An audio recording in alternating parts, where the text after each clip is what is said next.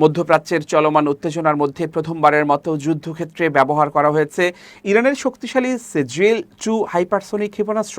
যুক্তরাষ্ট্র ও ইসরায়েলের বিভিন্ন সামরিক স্থাপনাকে লক্ষ্য করে এই ক্ষেপণাস্ত্র নিক্ষেপ করেছে ইরানের প্রতিরক্ষা বাহিনী। শব্দের গতির চেয়ে প্রায় 13 গুণ বেশি গতিতে চলতে সক্ষম এই ক্ষেপণাস্ত্রকে সামরিক বিশ্লেষকরা নৃত্যরত ক্ষেপণাস্ত্র বা ড্যান্সিং মিসাইল বলেও উল্লেখ করেন।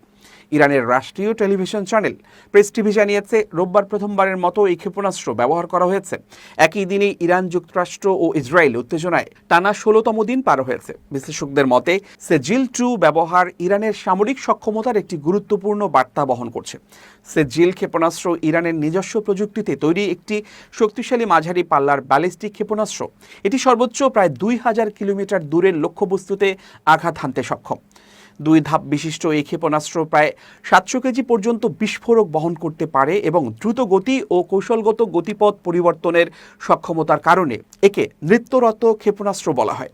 সেজিল ক্ষেপণাস্ত্রের আরেকটি বৈশিষ্ট্য হলো এটি তরল জ্বালানির বদলে কঠিন জ্বালানি বা সলিড ফুয়েল ব্যবহার করে। এর ফলে দ্রুত উৎক্ষেপণ করা সম্ভব হয় এবং যুদ্ধক্ষেত্রে তা অধিক কার্যকর হয়ে ওঠে। উচ্চতায় চলার সময় গতিপথ পরিবর্তনের সক্ষমতা থাকায় এটি প্রতিরক্ষা ব্যবস্থার জন্য শনাক্ত করা কঠিন হয়ে পড়ে।